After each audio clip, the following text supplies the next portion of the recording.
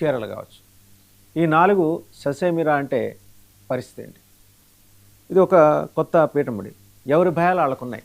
లోక్సభ ఎన్నికల్లో ఒకేసారి లోక్సభ ఎన్నికలతో కనుక పోతే ఈ 4 రాష్ట్రాల్లో కూడా కాంగ్రెస్కి ఫలితాలు తలకిందులవుతాయేమో.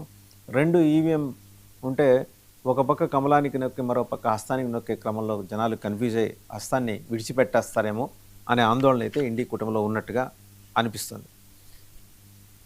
కేంద్ర ప్రభుత్వం తీసుకున్న ఈ నిర్ణయంతో ఒకవేళ చట్టసభల్లో దీని గురించి మాట్లాడాల్సి వస్తే, లోక్సభలో మాట్లాడాల్సి వస్తే బట్ 2/3 మెజారిటీ కావాలి. ఏది ఒకేసారి చేయాలంటే. లేదా రెండో ఆప్షన్ ఏంటంటే ఎవరైనా కొందరు ఎబ్స్టైన్ అవ్వాలి, కొన్ని పార్టీలు ఎబ్స్టైన్ అవ్వాలి.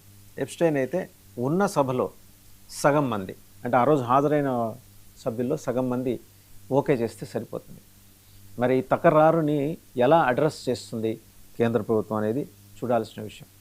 బహుశా మరి ఈ ఎలాగో మాన్సూన్ సెషన్స్ అయిపోయినాయి, వింటర్ సెషన్స్లో దీని మీద ఏమన్నా కసరత్తు నడుస్తుందా, దానికి సంబంధించిన ప్రియాంబుల్ ఎక్సర్సైజ్ మొదలెట్టారా, దీని మీద బోల్డ్ అన్ని స్పెక్యులేషన్స్. ఈ అంశానికి సంబంధించి బిగ్ డిబేట్లో మనతో పార్టిసిపేట్ చేస్తున్నారు పాపారావు గారు, రాజకీయ విశ్లేషకులు, కేఎస్ ప్రసాద్ గారు, పొలిటికల్ అనలిస్ట్, అండ్ అలాగే రవీంద్ర పోపూరు గారు, సీనియర్ జర్నలిస్ట్. అందరికీ నమస్తే అండి. To start with KS Prasad గారు, ఇది 2029 లోక్సభ ఎన్నికలకు సంబంధించి తీసుకోబోతున్నట్టుగా చెబుతున్న నిర్ణయం. ఇదేమీ ఖరారైన నిర్ణయం ఏం కాదు. బట్ జనరల్గా మీకు తెలిసిందే, ప్రభుత్వాలు ముందర ఫీలర్స్ పంపిస్తాయి, పంపించి ఫీడ్బ్యాక్ తీసుకుంటాయి. ఫీడ్బ్యాక్ తీసుకున్న అబ్బాయి ఒకవేళ మరీ ఎక్కువ అప్రూవ్ అంటే మా ఉద్దేశం అది కాదు, జస్ట్ అలాంటిది ఏదో వచ్చింది, అయినా ప్రజల అభిప్రాయం మేరకే ముందుకెళ్తాను. 22 రాష్ట్రాలు ఇవాళ వాళ్ళ చేతిలో ఉన్నాయి, ఎన్డీఏ చేతిలో ఉన్నాయి, కేంద్రపాలిత ప్రాంతాలతో సహా. మిగిలిన 4, ఈ 4 కనుక అడ్డం తిరిగితే పరిస్థితి ఏంటి, ఎలా ఉండబోతోంది? ఇదంతా కూడా అంటే హైపోథెటికల్ అండి. వాటికి వాళ్ళు ఏదో నిర్ణయం అయిపోయింది కాబట్టి దీని మీద అభిప్రాయం ఏంటని అడగట్లా. ఇలా జరిగే అవకాశం ఉందని వార్తలు వస్తున్న నేపథ్యంలో ముందుగా 99 టీవీ ప్రేక్షకులకు నమస్కారం. అలాగే ప్యానల్లో ఉన్న పెద్దలకి మీకు కూడా నమస్తే సార్. అంటే మీరు అన్నట్టు హైపోథెటికల్ గా అంటే జరగదు. ఎందుకు జరగదు అంటే బీజేపీకి మొదటిసారి 2014లో గెలిచిన మొమెంటము, రెండోసారి గెలిచిన మొమెంటము, మూడోసారి గెలిచిన ఒక మొమెంటం అనుకుంటే కేవలం ప్రెసిడెంట్ గారి దయాదాక్షిణ్యాలతో 12 సీట్ల డిఫరెన్స్ ఉన్న అసలు ఎవరికి లేని ప్రివిలేజ్ నరేంద్ర మోడీ గారి ప్రభుత్వానికి వచ్చి టక్మన్ గవర్నమెంట్ స్వేరింగ్ సెరమనీ జరిగిపోయింది. సో ఇది అయిపోయిన తర్వాత కూడా ఈ రీసెంట్ పాస్ట్ డెవలప్మెంట్ లో జంజీ లాంటి ఉద్యమానికి నిజమైన బెదురు, నిజమైన భయం అంటే ఫస్ట్ టైం నరేంద్ర మోడీ ప్రభుత్వం చవి చూసింది. గతంలో రైతు చట్టాలు చేసినప్పుడు కూడా పార్లమెంట్ ఏదో తూతు మంత్రంగా దండం పెట్టి సారీ చెప్పి వెళ్ళిపోతే అయిపోతుంది అనుకునే భ్రమంలోంచి ఇవాళ ఏది పడితే చేసేస్తే జరగదు, వాస్తవానికి దగ్గరగాను వాస్తవానికి దూరంగాను అభూత కల్పనలో దేశాన్ని నడిపించేస్తే జరగదన్న విషయాన్ని సుస్పష్టంగా మొన్న జంజీ ఉద్యమంతో తేటతెల్లమైంది.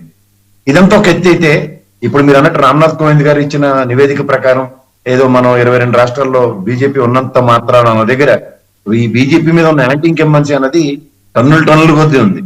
అండ్ రీసెంట్ డెవలప్మెంట్ నేను వెస్ట్ బెంగాల్ కనుక చూసుకోగలిగితే 4 ఎంపీలు మళ్ళీ పునరాగమనం, ముఖ్యంగా ముస్లిం సామాజిక వర్గానికి చెందిన వాళ్ళు, తర్వాత ఎమ్మెల్యేల తిరుగుబాటు కూడా కనబడుతుంది. So over period of time ఇవాళ మీరు రాత్రి కాంకర్ చేసుకున్న వెస్ట్ బెంగాల్ ఇలాంటివన్నీ కూడా తీవ్రంగా వ్యతిరేకించే పరిస్థితులే కనబడుతున్నాయి తప్ప ఈ జమిలీ ఎలక్షన్స్ కి ఆన్ ద స్పాట్ ఇవాళ రాత్రి తీసుకున్న నిర్ణయానికి రేపు పొద్దున వింటర్ సెషన్ లో బిల్లు పాస్ అవడానికి ఫస్ట్ థింగ్ పార్లమెంట్ లో కానీ రాజ్యసభలో కానీ బెంచ్ స్ట్రెంగ్త్ మొన్న ఒకసారి రాజ్యసభలో ఉందండి, లోక్సభలో ఇబ్బంది అవుతుంది, రాజ్యసభలో ఉంది. అదేనండి, ఏదైనా లోక్సభ కానీ మన పరిణామాలు చూసుకోగలిగితే మహిళా బిల్లును ఇదే దాన్ని ఏమంటారు డీలిమిటేషన్ బిల్లుకి తీవ్ర వ్యతిరేకత ఏ విధంగా సుస్పష్టంగా కనబడిందో చూసాం. సో అంచేత వీళ్ళకి ప్రతిదీ నల్లేరు మీద నడక, లేదా రాజ్యసభ నేను ఫ్లోర్ మేనేజ్మెంట్ చేసినట్టు అమిత్ షా గారి ఎంత సిద్ధహస్తుడో అన్ని తెలిసిన తర్వాత కూడా మొన్న జరిగిన పరిణామాలు ఆద్యంతం గమనించగలిగితే ఒకసారి నిద్ర లేచిన అపోజిషన్ కింద ఖచ్చితంగా చెప్పచ్చు. అండ్ ముఖ్యంగా ఈ దేశానికి సంబంధించిన చట్టాలు చేసే విషయంలో కానీ, దేశానికి సంబంధించిన డెసిషన్స్ లో కానీ పూర్వంలో అంత స్టబర్న్ గా లేకుండా ఉన్న అపోజిషన్ అయితే లేదు. కొన్ని సర్కమ్స్టాన్సెస్ లో చాలా స్టబర్న్ గా, the stubbornness also they been showing it continues. అంచేత వీళ్ళకి అంత ఈజీ కదా రేపు పొద్దున వింటర్ సెషన్ లో ఈ జమిలీ ఎలక్షన్స్ మీద డెసిషన్ తీసుకోవడానికి ఫస్ట్ థింగ్ వీళ్ళకి అనుకున్నంత థమ్మింగ్ మెజారిటీ ఈ ఎలక్షన్ లో అయితే రాలేదు. సో అంచేత బుల్డోస్ చేసుకుని వెళ్ళడానికి అంత ఈజీ అయితే అసలు కానే కదా.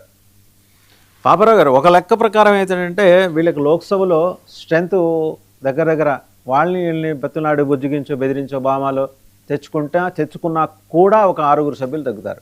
ఇప్పుడు ఉన్న ఆప్షన్స్ ఏంటి? ఎన్డీఏ కూటమికి ఎవరినైనా అబ్స్టైన్ చేయించడం, లేదా డిఎంకే లాంటి వాళ్ళని తమ దారికి తెచ్చుకోవడం, వీటిలో ఏది జరిగే అవకాశం? రాజ్యసభ అయితే కంఫర్టబుల్, జనరల్గా ఎప్పుడు రాజ్యసభలో ఇబ్బంది ఎదురవుతుంది, వీళ్ళకి ఈసారి అంటే రాజ్యసభ కంఫర్టబుల్గానే ఉన్నారు, లోక్సభలో ఇబ్బంది ఎదురయ్యే అవకాశాలు కనిపిస్తున్నాయి. ఒకవేళ మాన్సూన్ సెషన్స్లో దీనికి సంబంధించిన సాహసం చేసే అవకాశం ఉంటుందా, లేకపోతే మళ్ళీ అప్పటికి కూడా ప్రతి సెషన్స్కి మనకి తెలిసిందే కదా, స్పాన్సర్డ్ యాజిటేషన్స్ మనకి పార్లమెంటు సమావేశాల ముందర జరుగుతూ ఉంటాయి. అవన్నీ స్పాన్సర్డ్, అందులో డౌట్ ఏం లేదు. దాని వెనకాల ఉన్న మోటివ్స్ కరెక్ట్ అయినప్పటికీ దానికి ఆ స్పాన్సర్షిప్ ఎక్కడి నుంచి వస్తుంది ఏంటి అనేది అందరికీ తెలిసిందే. అలాంటి వాటికి అలాగూ రేపు సెప్టెంబర్ 5న మళ్ళీ కాక్రోచెస్ ఏదో ప్లాన్ చేశారు. అది ఒక 2-3 నెలలు నడిపారనుకోండి, మాన్సూన్ సెషన్లో ఇబ్బంది, వింటర్ సెషన్లో ఇబ్బందే కదా.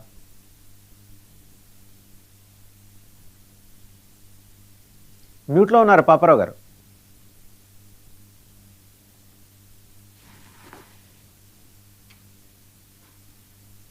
పాపారావు గారు వినిపిస్తుందా?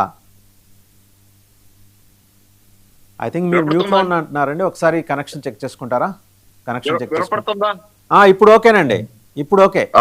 ఇప్పుడు ఏం లేదు, ఏమీ లేదు. కాక్రోచ్ జనతా పార్టీ లాంటి వాటిని నేను స్పాన్సర్డ్ అనుకోవటంలా. రైతు ఉద్యమం, కాక్రోచ్ జనతా పార్టీ అని స్పాన్సర్డ్ అయితే